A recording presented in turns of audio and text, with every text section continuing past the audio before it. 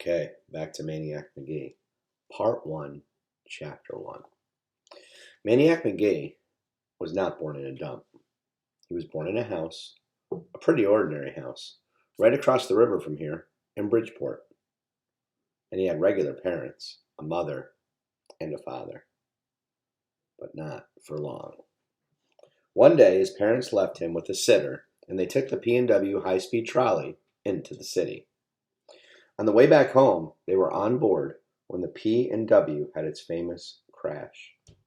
The motorman was drunk, and he took the high trestle over the Schuylkill River at 60 miles an hour. And the whole caboodle took a swan dive into the water.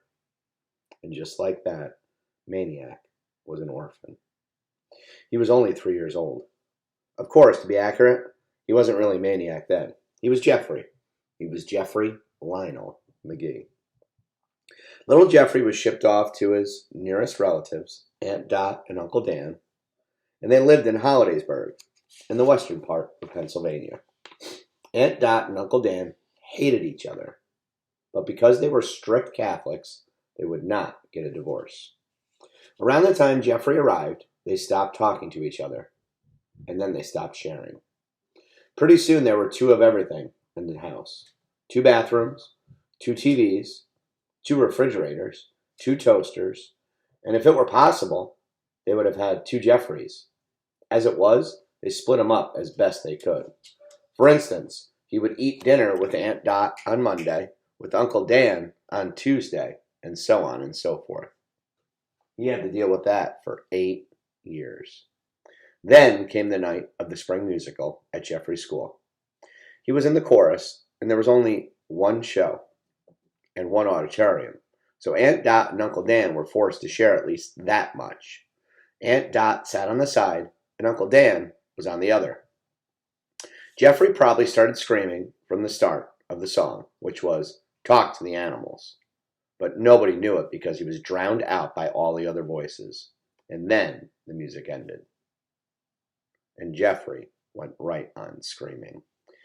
His face was bright red by now, and his neck was bulging. The music director faced the singers, frozen with his arms still raised. In the audience, faces began to change, and there was a quick smatter of giggling by some people who figured the screaming kid must be some part of the show. Some funny animal, maybe. And then the giggling stopped, and eyes started to shift, and heads started to turn. Because now, everybody could see that this was not part of the show at all. That little Jeffrey Magee wasn't supposed to be up there on the risers, pointing to his aunt and uncle, bellowing out from the midst of the chorus. "Talk, talk, talk, talk, will you talk? Talk, talk!" No one knew it then, but it was the birth scream of a legend. And that's when the running started. 3 springy steps down from the risers, girls in pastel dresses screaming, the music director lunging, a leap from the stage, out the side door and into the starry, sweet onion, grass-smelling night, never again to return to the house of 2 toasters, and never again to return to that school.